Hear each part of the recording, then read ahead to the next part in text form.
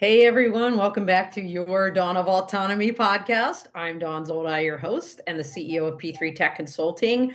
We're in February already, folks, and it is Data Driven Ops Month, sponsored by Airspace Link. And we have our guest today, Bruce Briglia from Airspace Link, who's not only going to tell us all about the awesome data driven ops that they've been doing in Michigan, but also beyond, and how they're building an incredible ecosystem that is critical for our country right now in terms of airspace safety.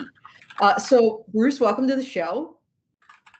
Thank you. Thank you. I'm excited to be here. Big fan of Dawn of Autonomy. So happy to be on the show. Thanks. Excellent. Excellent. Well, really great to have you. And, for those that don't know you, tell them a little bit about yourself. Yeah, so I've been at Airspace Link for over a year now, but my background is in technology consulting, focusing on drones, AAM, even some ground autonomous vehicles. And so really thinking about integration of technology into infrastructure, into transportation. So that's what I love to do. And now I'm helping people integrate drones, work with our system at Airspace Link, and really make sure that they're taking advantage of these really cool features and capabilities of drones. Yeah, obviously it's the future. And, Bruce, you and I were talking before we went live, about the fact that sadly, this idea of airspace safety is so critically important. And it's really been, I think, a fine line written underneath it with recent events in our country, which have been really tragic, I think, for aviation in general. But, just the fact that airspace awareness, ground risk, all of these things that Airspace Link is all about have come into sharp focus. So let me ask you, Bruce, just for the people that don't know, what Airspace Link's mission is, can you tell them a little bit about that? Yeah, and it is really timely. That was two or three such unfortunate events happening recently, but we are all about airspace safety and really integrating drones into the airspace in the U.S. And so it ties exactly into that idea of creating a safer, more robust infrastructure for aircraft in the U.S. And so that's what we do as a company. And then among other things, we help people install drones. So that vision really aligns with the need right now and the continued need to create a safe airspace. Yeah, absolutely. And, as you think about the complexity of the airspace as it is today, and then adding more new entrants to it, whether it's drones, whether it's eVTOL, electric vertical takeoff and landing aircraft, the need for technology that can give us that situational awareness and allow folks to communicate with each other and understand what is happening is just going to be so critical going forward. And you guys have been thought leaders in so many ways. I want to pop up this picture. I love this one. We're going to talk about your AAIR, the ecosystem you guys are building out, helping to build out in Michigan. This is an image from a recent conference. And by the way, that's the Advanced Aerial Innovation Region. And what we're seeing is a conference that was held in October out there that I had the privilege of attending. So we'll talk more about this, but you guys are doing so much. I really, really appreciate it. And let's kind of, bring that home, in terms of the problem statement, if you will, that you guys are solving. Yeah, and really what it is if you think about air traffic control in traditional aviation, commercial airliners, cargo, they have an infrastructure, they have networks and radar and all of the things that are needed to make sure that those airplanes stay away from each other, that they know coordination and timing and things like that. But maybe 10 years ago, there was nothing like that for drones. There was no information, no data to provide that awareness to drone operators as to where they could fly. And so the problem is really linking those two, giving drone operators the data really that they need to fly safely and to then integrate into the airspace safely, as well as the next level, maybe the phase 2 of that is connecting with existing infrastructure or connecting across infrastructure so that everybody can have that data and awareness. So a crewed aircraft can see where a drone is, or a drone can see where a crewed aircraft is, so that they can all, exist in harmony. Yeah, we always say it's all about the data, right? In terms of drones. But it's not just the data that they collect that's so critical, especially after it's analyzed, and becomes actionable intelligence for people to make decisions across a whole range of different markets, but also that data that enables those missions that you're talking about, Bruce. So let's talk for a second about AirHub Portal. And by the way, everybody, Airspace Link has been a great friend of this show. We've had Michael Helander on the show, CEO. Last year, in fact, he gave us a tour of their facility live. That was super fun.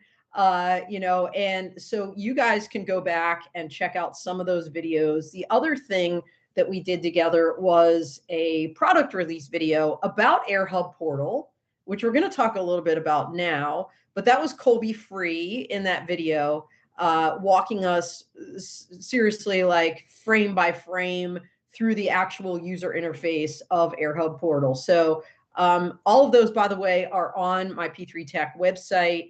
A lot of them, I believe, maybe all of them are hung also on Autonomy Global now, our new digital media website as well. So check that out. And of course, in addition to our YouTube channel and AUVSI's YouTube channel, at least in terms of Dawn of Autonomy. So getting back to AirHub Portal, just kind of give us the 30,000 foot view, because what I want to do, Bruce, is like talk about that product, but then also really talk about it in the context of the data-driven ops you've created in Michigan and beyond. So let's talk about the portal first.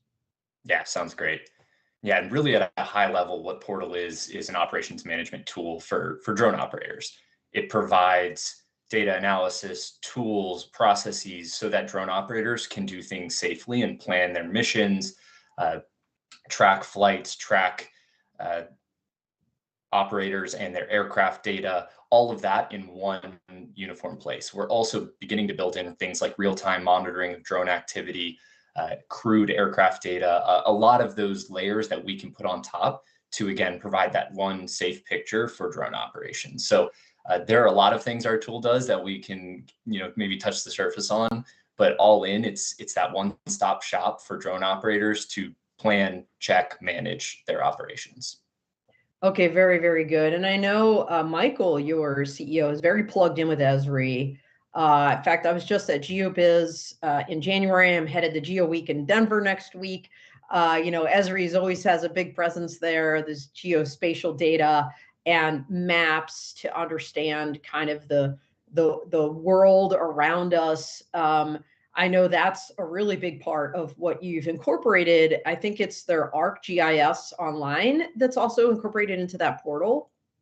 Yep, exactly. Yeah, Esri plays a huge role in Portal. We're a close partner with them, and really that GIS data built on the Esri platform allows us to provide that data and all of these different analyses, data layers, things that again enable these safe operations. That's built on the Esri backbone. And not only that, but you guys are pretty much plug and play, because I know you've integrated like with Pix4D and a couple others. Do you want to talk about some of the other sources of drone data that can be integrated or that are already integrated into AirHub Portal as well? Yeah, I mean, the world is our playground in that sense. We have, a really strong API team that can pull in data from anywhere. We have certified data from the FAA. We have data from the Census Bureau, all those organizations that you mentioned. We can bring in data really from anywhere and also provide it out in many different formats. So we have our tool and our software portal, but we can also provide data via API and pretty much all of our major services via API. So that connectivity enables so many different types of operations. And again, our goal is not to be the software tool that is the only place that you can go for this data. You can get it however you need to fit your system. Okay, that's awesome. And by the way, everybody, we are live. Just a reminder, we've got our buddy FireMech Tech Rob out there coming at us as well. He's a super fan. Good morning, Rob. He's usually with us every week, so thanks for joining in again today, and everybody else out there. I want to talk now about what's in store for 2025. We just had this theme last month of 2025 look ahead. You guys really bridge that as we think about data-driven ops. And I want to focus first on Detroit, because this AAIR is something unique. So tell us about the work you're doing there. Yeah, I'd love to.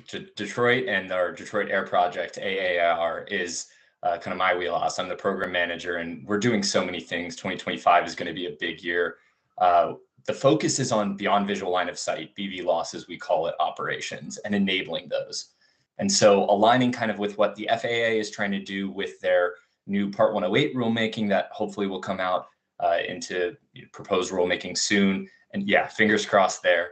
But enabling those operations, starting with maybe small scale, limited beyond visual line of sight operations, and moving to really repeatable, scalable operations, potentially miles and miles across the city. And again, always doing that safely in the correct ways. So AIR is this P3 partnership with the state of Michigan, with Michigan Central and Austin New Lab, who's a startup incubator, to enable those operations. So anything from really could be the community engagement to the infrastructure and data to enable them. Think radar, think ADS-B feeds, and then all of the other supporting pieces, whether it's waiver support, operational support via management tools like AirHub Portal. That is the high level of what AIR is, and there's so many pieces there that we could dig into. Well, I think we have a video. Picture usually paints 1,000 words. So let's go ahead and roll that and walk us through what we're seeing here. Yeah, so this is the high level is the Michigan Central campus. It's been redeveloped. I want to say it's billions of dollars of money in making this the Michigan Central Station, which is actually modeled after Grand Central Station in New York, where I live. But making this an innovation zone, whether it's on the ground or in the air, enabling those technologies and the exploration of technology in this region. So we have that, I think it's 15, 16 floor building there in the middle that acts as kind of a vantage point. You can see downtown Detroit there in the background.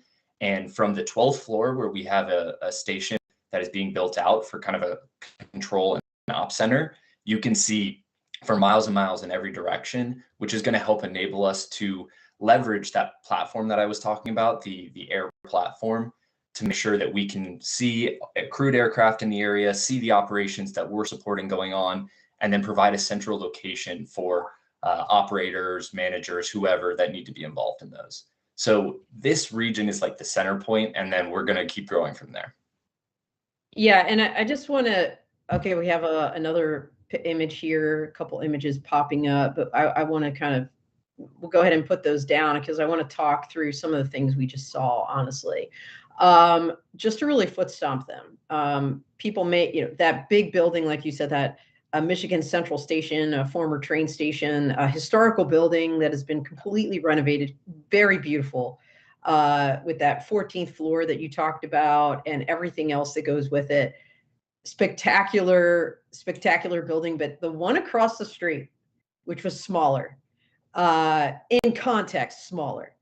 That is, can you tell everybody what that is? That's the New Lab incubator. What's that building called? The one where we had the AAIR forum event. It's the old book depository, the old USPS, I believe, but it is the New Lab building now.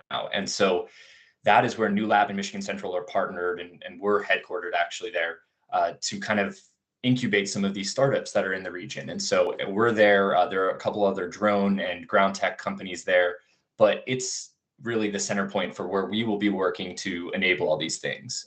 Michigan Central also has a really cool development on the roof.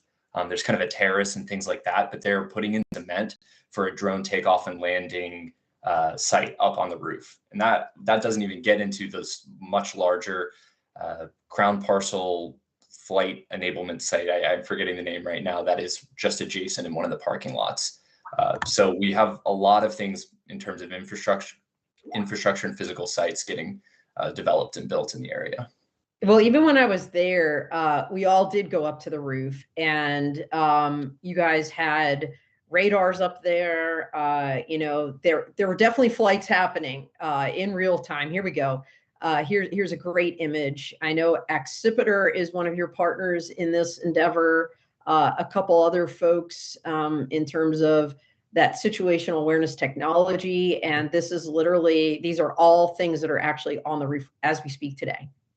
Yeah, and so the other partner is UAvionics, but Accipiter and UAvionics both have sensors installed here. So we have things like ADS-B receivers. We have C2 system that provides a resilient command and control C2 technology for drone operators. And then we also have a UAS detection system that detects radio frequencies and remote ID for small drones. So all of that is built into those masts on the roof. And if you couldn't tell, we have plenty of room for more sensors. And so we're exploring what else is needed to support safe drone operations. I'm sure my buddy Don Bershoff is already talking to you about weather sensors. I almost can't do a show without mentioning Don, right? Like he's such a proselyte for weather, but so critically important. As we know, my understanding is during the California fires, they couldn't get drones off the ground because of the winds, because of the weather, during the actual, response efforts, which is pretty significant, right? So weather always will play a role, but that's, what you guys have done is amazing. And, you can't really emphasize enough the location where you're at, because that bridge in the picture that connects us to Canada. I know in the video it said, oh, look, Canadian border, and that's getting more interesting as we speak, in terms of geopolitics, but cross-border missions, you guys did some of those, I believe, last year and the year before, already, in terms of like delivering supplies, instead of taking that bridge, just flying them by drone. It was so much quicker, wasn't it? Yeah, and so the flights have not yet happened, but we've done a lot of the planning and pre-work, working with the Canadian organizations, all of the US organizations that are involved. So that's a really complex problem and something we're looking to help solve. But yeah, the proximity to the border is really, really key. I think the bridge is not even a mile away. So very, very close, and within that kind of super close BV loss range of operations. But the proximity to downtown Detroit, the various types of housing, commercial, all those areas around Michigan Central are really, really awesome for us to work in. And, just to explain a little bit more about New Lab, because I thought it was really interesting in there in the building that you all had multi-domain startups. As you said, there were ground vehicles, not just drone people. It was, everything when you think about transportation and the enabling technologies as well. So not just hardware companies or OEMs, but software companies, AI companies. There was even, if I recall correctly, a startup that was focused on enabling women entrepreneurs. I think they're like right next to you guys on that third floor, which I thought was super cool to help, kind of that demographic, break into, technology, and, entrepreneurship. So very, very, very cool. So let's kind of talk about safety. I mean, we talked about UAvionics, Accipiter, all these different gadgets you have up on the roof in terms of airspace awareness. How are you, besides through all this technology and integrating that data, ensuring safety in these operations? What else are you guys doing? Yeah, and so I guess outside of that data and learning what that data means, how we can use that data better, it's a lot about process. It's a lot about experience and making sure that what we're doing is something we're comfortable with. And when I say we, I'm going to use that broadly, but the partners, the operators we work with are doing that in the right ways. And so there are things like we have an FAA project manager that we're working with for the AIR project to help us make sure that we're following regulations and following best practices, and working with them to understand how we can, push the envelope a little bit in terms of technology while maintaining safety and not, forfeiting any of that safe environment. So it's really about the entire picture of building a safety network, a safety area. And it starts with community, it starts with process, it starts with software. So it's really all those pieces. Yeah, absolutely. And really, when you think about it, it starts with individuals. And I know that's something from day one that you all have been doing. You've integrated, before you fly, Lance, the low altitude. Okay, give me the acronym again. My brain is not working right at this minute. Yeah, no, Lance is a tough one. The notification capability, low altitude. authorization and notification capability. You're right Thank there. you. Thank you. All right. I had like 4 out of the 5 letters in the acronym in my brain this morning. So, all of this. So let's, because we have a lot of pilots that watch this show, drone pilots, just so they understand, if you're not in Michigan, and can get involved in this community we've been talking about, you can absolutely tap into Airspace Link and AirHub Portal as an individual to leverage this data for your own data-driven ops, whatever those happen to be. So just tell us a little bit about that. Yeah. And so, we are a Before You Fly app. We're doing a ton of volume. I want to say it's 65, 70% of the volume of Before You Fly applications across the US. And so you can go and download our app for free. You can make an account for free and use a lot of the features, do a lot of the things that drone operators, especially recreational ones, need to do, all for free. So whether that's checking airspace, logging, or what aircraft you have, all of that can be done from the free application. And then there are, tiers above that we unlock as we look to more commercial applications. But it's a really robust tool at that free level as well. I know. What I love what you guys have done is you focused on the individual pilot, but then you also focused more broadly on the community, and that's your FlySafe program. So for those that don't know what FlySafe is, can you kind of tell us, walk us through that briefly? Yeah, and so it ties to community engagement. What we do is amazing for drone operators, but a big part of the drone safety picture is engaging with your community, making sure they have an understanding of what's going on.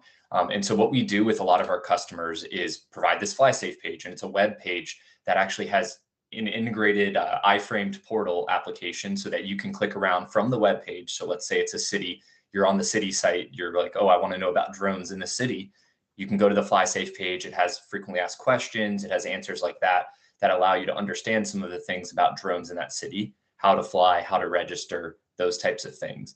And then one cool feature that we're starting to roll out and beginning to use is the public flight viewer that we have. And so in certain participating areas, what we're going to be doing is allowing the organization that we're working with to publish their flights, whether it's a police department, fire department, or a city that's doing drones for inspection or things like that. They can provide that information to their community, so you can see, oh, okay, a flight was here. It was tagged as being, involved in this type of operation for a public safety mission or inspection, to give just another layer of visibility and a little bit of comfort to the community. So that's something we're working on rolling out. Yeah, I'll tell you. So obviously, two sides of the coin, two different stakeholders there, the general public that can access this information and understand what's happening in their communities. And then also the government side, whether it's state, local, tribal, territorial, that can provide that data to the public using the back end of FlySafe to provide that info to the public. So, when you think about it, Bruce, and what happened at the end of last year with the drone sightings, I'm doing air quotes right now. I know that's up for debate. What the heck happened in New Jersey? But, if you're able to blanket the nation with this kind of information, where the public could actually just go on a portal and say, oh, look, that's what that was in my neighborhood. Now there's always going to be classified events and things of this nature for, but boy, would that be helpful, and would have been helpful, right? In terms of the confusion, I think, that ensued when people were seeing things, or maybe weren't seeing things that were drones. So anyway, really, really interesting. Let's talk a little bit beyond Michigan, right? So you guys are doing this AAIR. By the way, that forum was great. That event you held. I'm going to ask you at the end, so remind me if what you guys have coming up this year, and if if we can expect something similar later in the year this year. But let's talk about what you're doing beyond Detroit in Michigan, because my understanding is you're also working with in Romulus with the airport. So tell us a little bit about that. Yeah, and so we have actually a lot of local partners, local to Detroit partners that we're working with. And so Romulus is a big one. We've been working with, I believe, their FlySafe page, helping them understand their drone picture, integrating software, those types of things. And so what we're looking to do is not only help them as an individual, but then potentially, based on their needs, the needs of other local communities like them, to connect to them to things like air and provide capabilities. And yeah, you can see in this picture here, work starting in the air and then provide the capabilities, the data, the enablement capabilities to these local communities, especially Romulus around the airport. It's really critical that they have certain awareness of drones flying near the airport and things like that. And those types of capabilities are the things we're building in air and across the country. And so being able to connect those 2 points and share those capabilities is a really strong picture for not only the community, but the city, and maintaining that safety that we're talking about. So like New Jersey, you want to give the right picture to the decision makers, to the police department, to the community, so that everybody knows what's going on within reason. You just used the term, and I'm going off script here, Bruce, so bear with me. Shared capabilities. Is that something that you're doing in Michigan? Because Jason Day, who's with Austin, in the Department of Public Safety, writes for me for Autonomy Global, and did an article about, basically software as a service, or, basically drone as first responder more as a collaborative, collective infrastructure, instead of one police department, as example, buying their own radars or all of these things, having a community type infrastructure. I mean, is that basically what you're doing with AIR, AAIR? And, in terms of that picture, if we could pop that back up, Mike, that Michigan community image, if that's possible, because I wanted to ask you about the red tracks in the image. Here we go. So right, the blue part is your Michigan, the hub there, right? And the AAIR hub with the Michigan Central and the new lab and kind of the area surrounding it. What are the red tracks that we're seeing on this? Yeah, so that's really just representative of connectivity. It's not drones flying necessarily, but it could. Sure. But you're completely right. This idea of connected infrastructure is really interesting, and we're not 100% sure it's the final solution. But their infrastructure is expensive. Radar, even ADS-B sensors across wide swaths of land to enable beyond visual line of sight or awareness or a bunch of other things that are related to aircraft and airspace. It's not easy to install, and so asking, if you're a city police department chief, going to your council and saying, hey, we need all of this infrastructure and technology, takes a lot of money, a lot of effort, a lot of organization. And so what we're looking to do is help ease that path, and that shared infrastructure is one piece. If you can, share it across, like ADS-B can cover 30, 40 miles if positioned properly. Sharing that enablement across an area just reduces the cost for those individual organizations. And then having the same picture, the same data, accurate, certified, approved by the FAA, by these providers, it all comes together in sharing a safe picture while reducing costs and enabling across that region. So it might not be the only answer, but it's one that we think is going to be really viable, especially in areas where there's multiple participants, multiple drone operators trying to fly in the same region. Yeah, that makes a lot of sense. And the fact that AirHub Portal is plug and play, you can plug into shared infrastructure, you can plug into, let's just say, the Detroit PD, should they decide to buy their own very specific infrastructure for a particular reason.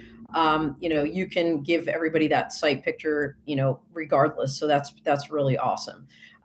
But you're not just in Detroit or Michigan, even though that's home for you, not for you personally, because you just said you're from New York, but like for the company, that's the company's headquarters. You guys are doing some stuff in Arlington, Texas. You're doing stuff in Ontario, California. Tell us a little bit about what you're doing in those places. Yeah, and it's really, really cool. It's a great time to be at Airspace Link and to be in drones, because there's so many things that we're testing out. We're building to scale and across the country, really. Arlington, I can speak to. I'm the program manager down there as well, but we're doing a multimodal project where we're helping using a drone operator, a third party, fly in an area that is suburban, almost urban, and then drop the package off from a food bank to a ground robot, an autonomous ground robot for last mile delivery. And Oh so my gosh, using, that's so cool. yeah, Why did I not know about this, Bruce? Like everybody's yammering about the Dallas Key site, and a handful of companies down there, which God love them. I love what they're doing. I think it's amazing. But I don't think any of them are dropping things off to ground robots, and certainly not from food banks. This is huge. yeah, it's a really, really cool project sponsored by the Department of Energy. And while it's limited right now, it's only a couple of weeks of deliveries. We're looking, or we're hoping to expand these types of operations, and I know our partners are too. But it's connecting. I will say it is, the ideal is that we're connecting to things like the test site in Dallas Fort Worth and enabling these operations alongside other operations with, Zipline, Walmart, whoever. So while we want to do cool things too, we want to do them together and in the same airspace. So that's also an important part of it. Yeah, amazing. Are you allowed to tell us who the ground robot company is? Well, unfortunately, they've recently had some issues. They were acquired, and U.S. Arm is all over the place right now. So we will be looking for a new partner. But it was Clavan is the name of the company, and Okay. we'll see who it is moving forward. Okay, yeah. There's a handful of them out there. I saw some of them also at CES, in Las Vegas early this year. There's always cool robots and stuff there. All right, so that's Arlington, Texas. Tell us about Ontario, California. What's going on there? Yeah, Ontario, we're doing some really, really interesting things. We've installed some drone in a box systems to enable their operations, and I think I'm not as familiar with what they're doing, but I believe it's for inspection of certain sites close to those installments. And so they're using a Sunflower Labs drone to surveil is maybe not the right word. Inspect is a better word. Those sites and make sure that they're closed sites, that no one's intruding on them, that things aren't missing from them, and enabling drone operations that way. So it's a common trend we're seeing that drone in the box systems can be operated remotely. So the system sits out, rain, wind, snow, whatever, and then it opens up and launches the drone when needed. So it's a really cool application and use case for drones. It does require a waiver, but for now, a really, really interesting thing we're doing out in Romulus. All right, very cool. By the way, we've got I think Ernest out there saying, "Hey, Bruce and Dawn," and let's see, Clevon got bought out, so that just confirmed what you were saying. But look, this is a time where acquisitions are happening. There's consolidation happening across a lot of these autonomous industries. It's going to be, I think, a really interesting year, right, Bruce? So really, really cool. By the way, Sunflower, you guys, I believe, had a drone in your lobby, one of their drone in the boxes there when I visited. So super cool. I see them at shows, some of our kind of usual haunts, if you will, when we go to these shows. And we'll talk a little bit more about that. But maybe that's a great segue. You use the term P3, and when you were saying that, you weren't talking about my company, P3 Tech. You're talking about public-private partnerships. And all of these things that you're talking about, whether it's the city of Ontario, California, and then Sunflower, that's a perfect example. UAvionics and Accipiter. I think we're going to see more and more and more of this going forward. Can you give us any insights, Bruce, into some of the things you're excited about in terms of data-driven ops, these P3 partnerships in 2025? Yeah, I mean, there's always movement, and there are always things that we're excited about. So picking a select few and maybe speaking a little vaguely about them, I think there's a lot of things going on across the country, but specifically in Michigan, we're excited about expanding the air is always on our radar, but other big cities around the country are certainly areas we're looking to not only implement our systems, but help enable drone operations. Like I said, BVLOS operations are one of our focuses as a company, and enabling them in the right ways using our system, our platform, and our services. But it's not always easy, specifically in urban, highly populated areas. Safety and ground safety is a big concern. And so focusing on the data piece of that, how can you enable drone operators to fly safely? Well, the answer is gather data and prove that your aircraft, your systems are safe. And the number one way you do that is through flight hours, experience testing, and providing that data to the FAA when you go and ask them for certain authorizations. So that is what we're looking to do across the country with partners, with various operators and things like that. Well, I don't want to be a negative Nelly here, but I feel like we're going to have to continue leveraging those waivers for an indeterminate amount of time this year. But God love the FAA. They've been really leaning into those. And like you said, Bruce, you guys not only help provide the data and I think you use the term backbone to do it, but also kind of that advice to people on how to obtain that waiver and helping them do that. That's part of your business model, isn't it?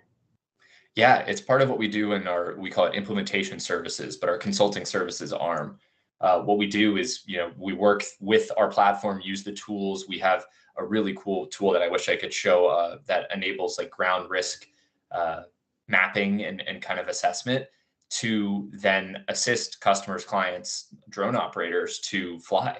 And so exactly, whether it's applying for waivers and building out a waiver package or assisting them in understanding how they can fly and comply with Part 107 rules and regulations. That's really important to what we do, and that like next level of helping folks integrate drones into the national airspace system. Speaking of next level, I mean, you all have been evolving over time, right? So the AirHub portal, if I recall correctly, was launched like last year or a year and a half ago. You started with, kind of the lands before you fly, then Fly Safe rolls out, then AirHub portal. Now we've got air in this community. And just to be clear, everybody, I mean, you kind of alluded to it, Bruce, but I want to be 100% clear about this. You guys are not just in Michigan. You're not just in Ontario, California, or Arlington, Texas. I mean, you are everywhere, right? People are using not only the individual pilots that are leveraging Lance, like what'd you say, 65% of Lance traffic is running through your platform, but all of these different functionalities, these different Fly Safe community programs are nationwide. Yeah, and I wish I had a number of states that we're operating in. I don't, but it's a lot. We are operating across the country. We've done select things outside of the US, although our focus is in the US. So this is not just, like you said, just in Michigan or just in California. It applies anywhere. And so we help clients across the country do similar things, but that might depend. And one thing you touched on earlier, I wanted to really quickly point out, Detroit is windy. Detroit does not have the best weather for drone operations. Don't they call it the wind? Wait, no. Chicago's the windy city. Yes. Okay. Detroit is up there, right on one of the lakes. And, I think yesterday, the couple of days before, we're getting consistent wind above 20 miles an hour. So that is not foreign. It's cold, often snows. But I want to point that out because we're testing in one of the, again, most tumultuous weather places in the country outside of maybe Chicago and a couple other places. And so bringing that experience to others and what data is needed, what weather information we were talking about, you mentioned Dawn earlier, having that understanding helps us in places like Florida or Oklahoma or wherever, Texas, where the weather is very different. So we're getting experience across the country, not just in weather, but really in operational support and process. No, that's so important because, like you said, all these places have such different environmental conditions. Won't rat anybody out, but I'm normally in Colorado right now. I'm in DC actually. That's why I'm in a hotel room. I'm here for the Homeland Counter UAS USA conference today, which is just a whole nother piece of airspace awareness. But we had a company come out for an event in Colorado, tried to launch their drone and wouldn't leave the ground because like the elevation, I don't know enough about the technology, but it was just like, whoa. And, there are other drone delivery companies like, yeah, we're not coming out there. We're not coming to Colorado. I'm like, can you guys work on this? Because I really want drone delivery by my house. But anyway, I digress. What I want to do, because we're getting close, we got about 5 minutes left. I want to make sure, Bruce, that we have the time to talk about, again, what you're excited about in 2025, what we might expect. For example, will there possibly be another AAIR forum later in the year? Are you guys going to be at the usual shows? And I'm going to preempt that one a little bit. I know for a fact that Michael Helander is going to be speaking at Exponential at My Law Tech Connect on Monday, May 19th. If you all haven't signed up for that, please do. It's amazing. Airspace Link has been with us, I think, from the very beginning, or at least by year 2. You guys have been participating. So glad to have Michael this year. We've had Colby Free a couple times. Colby's amazing as well. So check that out. He's going to be on the State of the States panel, talking about what the different states are doing. So this was kind of a preview show for that. But go ahead, Bruce, tell us, like, as you look forward to 2025, what are some of the things that you guys have on your scope in terms of events or like other things that we might expect? Yeah, well, I mean, product launches left and right. I think our product team is working hard to unlock new features for our customers and do a bunch of different things. UTM is on the horizon, so there's some features that are going to be tied to that. That'll be releasing at some point this year. But other than that, we're everywhere. Our team on the marketing side is going to be at all these conferences, I'm sure. And then really it's expansion. We're looking to do more things like what we're doing in Detroit elsewhere. And it doesn't all necessarily have to look the same way, but helping our customers use our system, use our services to do beyond visual line of sight and push the envelope safely of what they can do with drones. So we could be in your city soon. It really depends. We could make it out to Colorado or Washington, D.C. or wherever. So that's really what I'm looking forward to. And I think what we're looking forward to as a company. Yeah, I think D.C. is going to be one of those places that won't be anytime soon. You're right. That one maybe has an asterisk. They just kind of delisted the helicopter corridor. I don't think they're looking to put anything new over here. But Colorado Springs, please, I'm telling you, if you do that, I will be out there with my cameras because I will be ordering stuff. Just still waiting, but that's just really personal to me. Really exciting. All the things that you've done, all the things that you're doing. I want to make sure before we end the show, of course, Bruce, that people know how to learn more about Airspace Link, tap into AirHub portal, or even to reach you if you're available to meet with people or speak with people. Yeah, I'm always happy to connect with people about Airspace Link, about our Detroit Air program, wherever. Feel free to find me on LinkedIn, Bruce Briglia. Also, my email, I'm happy to put it out there, is just bruce.briglia@airspacelink.com. You can also email support@airspacelink.com. We'll route it the right way. So yeah, happy to have a conversation. Okay, awesome. And then in the minute and a half we have left, I'd love to see the floor to you, Bruce. Just kind of give any closing comments before we go. Yeah, I really just want to say, I think what we're doing at Airspace Link is incredibly important. The UAS industry is growing quickly, and there are some road bumps. There's certainly some things that are going to take some time to figure out, but companies across the country, not just us, are doing exciting things. And part of making that happen is just awareness and people understanding what's going on, spreading the word, maybe not having some of the reaction that we had in New Jersey to things we don't know about, and instead, getting the information from good sources about what's going on. So drones are part of the future. I won't say they're the whole future. There's a lot of pieces to what we're doing in transportation and aviation, but drones are a key part, and we're excited to be there, be a part of it. Yeah, and by the way, everybody, speaking of kind of the future and events, not only is AUVSI's Exponential going to be in Houston, Texas this year. Again, the week of May 19th, My Law Tech Connect is Monday, that co-located event. Early registrations now, and you get the free 3-day expo hall pass for registering for my event. But very fun fact, if you're plan a header type person, Exponential, I think, is going to be in Detroit in 2026. It is. And I know the team out there is super excited.